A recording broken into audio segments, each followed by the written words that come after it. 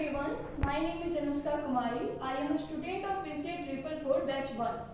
So today I am giving a presentation on in PHP. So my topic is to create a contact form in PHP with the help of HTML code.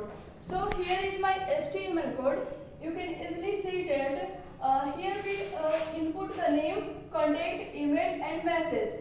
So using PHP, we know that the variable is always declared with the $sign. So here we are insert user value to this declare variable. Here $name equal to post a name, contact and email message.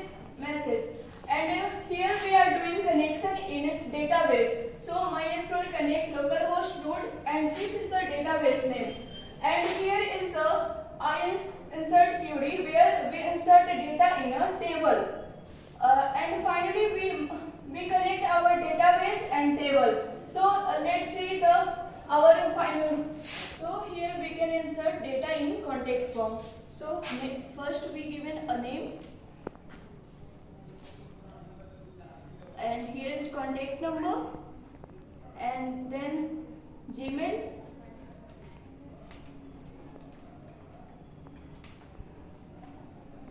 and here is message,